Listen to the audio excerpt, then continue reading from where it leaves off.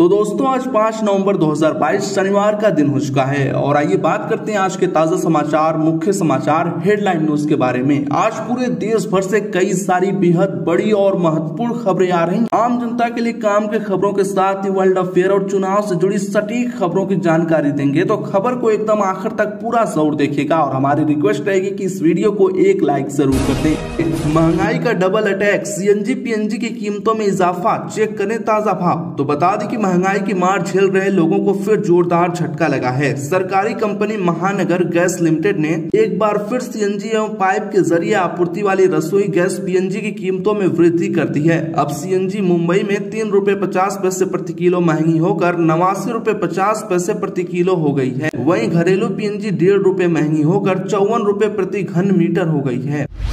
दिल्ली में प्रदूषण के कारण लगा मिनी लॉकडाउन, जानिए क्या बंद रहेगा क्या रहेगा खुला। जी हां, आपको बता दें कि दिल्ली में प्रदूषण के कारण हालात बेकाबू हो गए हैं। दिल्ली सरकार ने सभी प्राइमरी स्कूलों को बंद करने के बाद अब दफ्तरों में वर्क फ्रॉम होम नियम लागू करने का ऐलान कर दिया है। राजधानी में ट्रकों की एंट्री पर पाबंदी लगा दी गई है। सिर्फ सीएनजी और इलेक्ट्रिक ट्रकों को ही एंट्री मिलेगी। दिल्ली सरकार के मंत्री गोपाल राय ने कहा कि राज्य सरकार के दफ्तरों में आधे कर्मचारी वर्क फ्रॉम होम करेंगे जबकि आधे कर्मचारी ऑफिस आएंगे। उन्होंने निजी दफ्तरों में भी इसे लागू करने का आग्रह किया है। तो अब प्राइमरी स्कूल अगले आदेश तक बंद कर दिए गए हैं। दोस्तों, क्या डेंगू और प्रदूषण को देखते हुए सभी राज्यों में ऐसा कर देना चाहिए? कमेंट जरूर करें। राहुल गांधी, सुप्रिया श्रीनेत और जयराम रमेश के खिलाफ केस, फिल्म KGF 2 से जुड़ा है मामला। दरअसल कांग्रेस सांसद राहुल गांधी भारत जोड़ो यात्रा लेकर निकले हुए हैं। अभी उनकी यात्रा तेलंगाना में है। उनकी यात्रा को 58 दिन पूरे हो चुके हैं। इस बीच उनके सामने एक बड़ी समस्या खड़ी हो गई है। MRT म्यूजिक कंपनी ने राहुल गांधी, सुप्रिया श्रीनेत और जयराम रमेश के खिलाफ कॉपीराइट उल्लंघन का मामला दर्ज करवाया है। दरअसल आपको बता दें कि उन्होंने MRT म्यूजिक के गानों का इस्तेमाल किया अपने प्रचार में बिना उनके परमिशन के। नोएडा में बढ़ा प्रदूषण, कक्षा 1 से 8 तक के छात्रों की ऑनलाइन कक्षाएं चलाने का निर्देश। जी हां, आपको बता दें कि गौतम बुद्ध नगर में प्रदूषण का स्तर गंभीर श्रेणी में है। प्रदूषण के कारण मौसम में धुंध छाई रहती है। इसके कारण लोगों को विभिन्न परेशानियों का सामना करना पड़ रहा है। लोगों की आंखों में जलन भी होने लगी है। बढ़ते प्रदूषण के चलते सरकार ने बड़ा फैसला ले लिया है। 1 से 12 तक के छात्रों की 8 नवंबर तक ऑनलाइन कक्षाएं चलाने को कहा है। 1 से 8 तक के लिए नियम काफी सख्त है, बाकी 9 से 12 के लोग ऑनलाइन या स्कूल में जाकर पढ़ सकते हैं। रेल यात्रियों को राहत, घटाए गए प्लेटफॉर्म टिकट के दाम, जानिए कितने हुए भाव। जी हां, आपको बता दें कि रेलवे ने प्लेटफॉर्म टिकट पर एक बार फिर बड़ी राहत दी है। बड़े स्टेशनों पर प्लेटफॉर्म टिकट के रेट बढ़ाने के निर्णय को वापस ले लिया गया है। इसके साथ ही प्लेटफॉर्म टिकट की दर तय करने का अधिकार DRM से वापस ले लिया गया। बीते दिनों प्लेटफॉर्म टिकट की कई दर बड़े स्टेशनों पर 30 से 50 रुपए तक कर दी गई। इस फैसले का काफी विरोध हुआ। अब रेलवे ने निर्णय वापस ले लिया है। ज्ञानव्यापी मामले पर बड़ी खबर, कार्बन डेटिंग जांच से शिवलिंग को नुकसान तो नहीं होगा, इलाहाबाद हाईकोर्ट ने पूछा। दरअसल वाराणसी के काशी विश्वनाथ मंदिर से सटीक ज्ञानव्यापी परिसर में मिली शिवलिंग आकृति की कार्बन डेटिंग का मामला भी इलाहाबाद हाईकोर्ट पहुंच गया है। इसे लेकर दाखिल निगरानी याचिका में अधिवक्ता हरिशंकर जैन व विष्णु जैन ने बताया कि आज हाईकोर्ट ने निगरानी याचिका को विचारार्थ स्वीकार करते हुए आर्कियोलॉजिकल सर्वे ऑफ इंडिया और मस्जिद की इंतजामिया कमेटी सहित अन्य पक्षकारों को नोटिस जारी किया है। साथ ही ये पूछा है कि इससे शिवलिंग को कोई नुकसान तो नहीं होगा।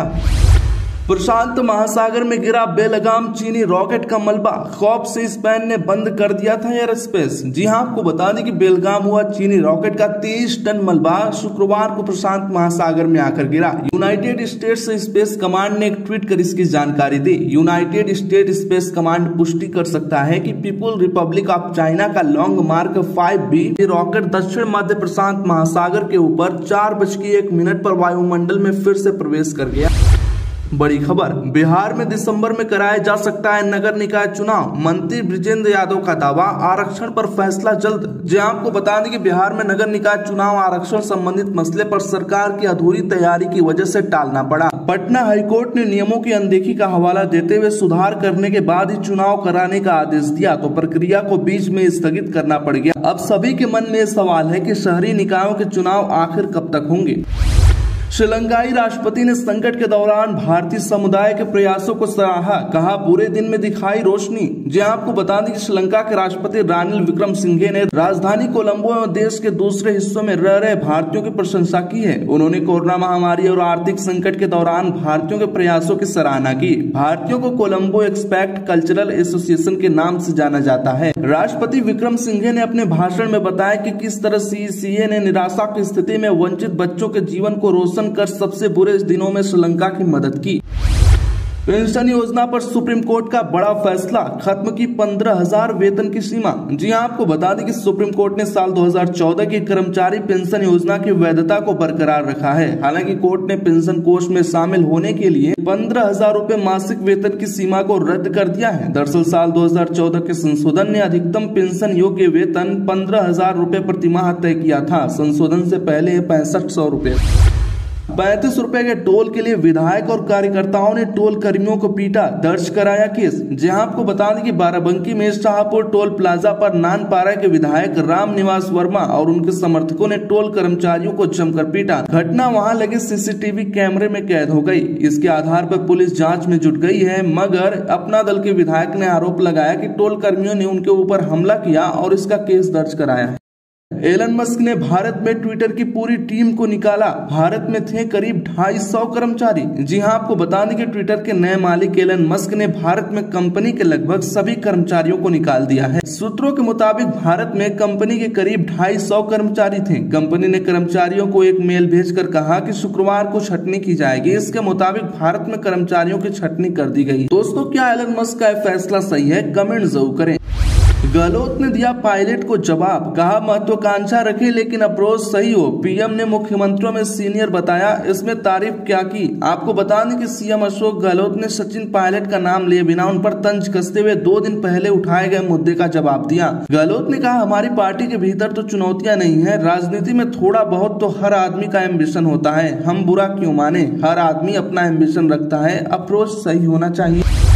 शिवसेना नेता सुधीर सूरी की अमृतसर में हत्या, सरेआम मारी गोली। दरअसल आपको बता दें कि अमृतसर में शिवसेना नेता सुधीर सूरी को सरेआम गोली मारने की खबर सामने आई है। बताया जा रहा है कि किसी विवाद के चलते किसी असामाजिक तत्व ने नेता पर गोली चला दी।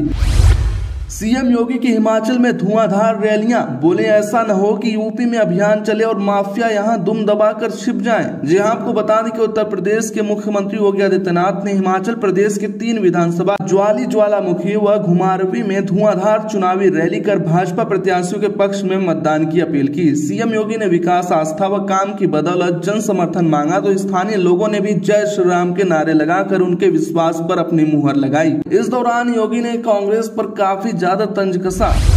दिल्ली एमसीडी चुनाव की तारीखों का ऐलान, 4 दिसंबर को वोटिंग, 7 को आएंगे नतीजे। जी हां, आपको बता दें कि दिल्ली में नगर निगम के चुनाव की तारीखों का ऐलान कर दिया गया है। दिल्ली चुनाव आयुक्त विजय देव ने आज प्रेस कॉन्फ्रेंस की और बताया कि दिल्ली एमसीडी चुनाव की वोटिंग 4 दिसंबर को होगी और 7 दिसंबर को ही नतीजे आ जाएंगे। सुबह 8 बजे से शाम 5 बजे तक वोटिंग होगी। उन्होंने बताया कि आज से आचार संहिता लागू हो जाएगी। चुनाव प्रचार के लिए लगे होर्डिंग्स और बैनर हटा दिए जाएंगे।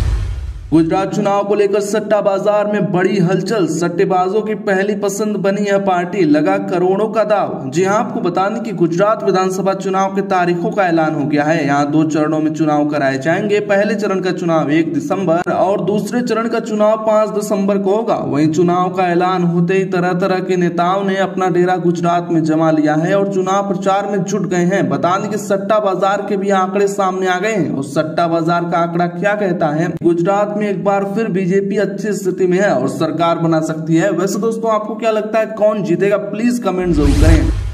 मध्य प्रदेश के बैतूल में बड़ी घटना, घर लौट रहे मजदूरों का वाहन बस से टकराया, 11 लोग चल बसे। जी हां, आपको बता दें कि मध्य प्रदेश के बैतूल जिले के परतवाड़ा मार्ग पर ग्राम झल्लार में रात करीब 2 बजे बस और टवेरा कार की टक्कर होने से जीप में सवार 11 लोग चल बसे हैं। मृतकों में 5 पुरुष, 4 महिलाएं, 2 बच्चे हैं। दोस्तों, प्लीज नीचे कमेंट करके ओम शांति जरूर लिखें। हेमंत सोरेन ने दी अरेस्ट करने की चुनौती, क्या किसी मुख्यमंत्री को गिरफ्तार किया जा सकता है? दरअसल आपको बता दें कि अवैध खनन और मनी लॉन्ड्रिंग केस में फंसे झारखंड के मुख्यमंत्री हेमंत सोरेन को प्रवर्तन निदेशालय के सामने पेश होना था, लेकिन उन्होंने चुनौती देते हुए कहा कि अगर वो दोषी हैं तो उन्हें गिरफ्तार कर लें। दोस्तों, आपको पता होना चाहिए कि कोड ऑफ सिविल प्रोसीजर की धारा 135 के तहत मुख्यमंत्री, सांसद या विधायक को गिरफ्तार करने से पहले सभापति से मंजूरी लेना जरूरी होता है।